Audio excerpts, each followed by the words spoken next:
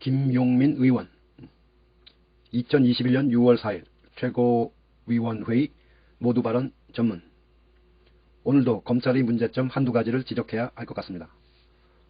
동아일보 사주의 자녀가 하나고에 부정 입학했다는 의혹에 대하여 검찰의 선택적 침묵이 7년째 이어지고 있습니다.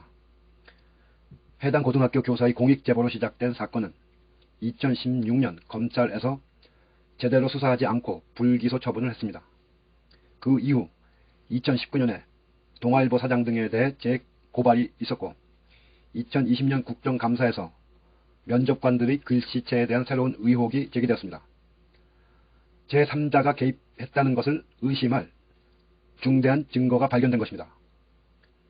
국회의 이러한 지적에도 불구하고 검찰은 올해 1월에서야 고발인 조사를 했습니다. 그런데 1차 수사에서 불기소 처분을 한 검사가 2차 수사 사건에서는 차장 검사로 지휘 라인에 있어 공정한 수사를 기대하기 어려운 상황입니다. 조국 전 장관에 대한 수사와 현격하게 비교되는 검찰의 수사 의지와 수사 태도를 볼 수 있습니다. 거대 언론사, 사학재단을 봐주기 위해 검찰이 여전히 선택적으로 수사하는 것은 아닌지 의심하지 않을 수 없습니다. 이제 공소시효가 2달 남짓 남았습니다. 검찰이 봐주기 위해 공소시효를 넘기는 사태는 더 이상 용납될 수 없습니다. 더 나아가 공정한 수사를 위해 1차 사건에서 불기소했던 차장 검사의 수사 지휘를 배제해야 할 것입니다.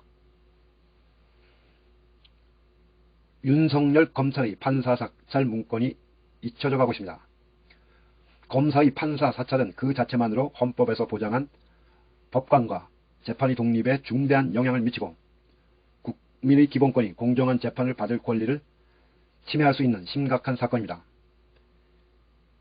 당시 대검 수사정책정보관실이 작성한 주요 특수공안사건 재판부 분석이라는 문건에서 판사 30여 명의 정보가 담겨 있습니다. 이에 대해 당시 추미애 법무부 장관이 수사를 의뢰했고 한동수 대검 감찰부장이 수사에 착수했습니다. 그러나 대검은 해당 사건을 서울고검으로 재배당했고 지난 2월 서울고검에서 윤석열에 대해 무혐의 처분을 했습니다. 판사사찰 문건이 적법한 직무집행이었다는 취지였습니다. 검찰이 스스로 또다시 사건을 덮었습니다. 한편 검찰이 사건을 덮는 일련의 과정에서 중요한 것은 검찰이 공수처법을 정면으로 위반했다는 것입니다. 공수처법 제25조 제2항에 따라 검사의 직권남용 등에 대한 범죄 혐의는 공수처에 의무적으로 이첩해야 합니다.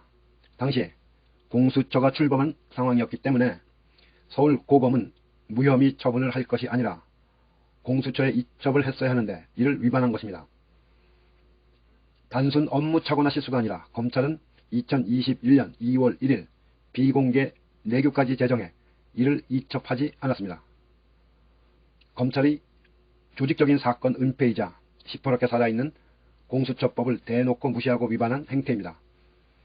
법무부는 이러한 행태에 대해서 신속하게 감찰을 해야 하고 비공개 내규를 재검토해야 합니다. 그리고 공수처는 윤석열의 판사사찰 문건 작성 행위와 서울고검의 무혐의 처분 과정에서의 범죄 혐의에 대해서 적극적으로 수사해야 합니다. 그것이 온 국민이 바라며 공수처를 출범시킨 이유라고 할 것입니다. 김용민 의원.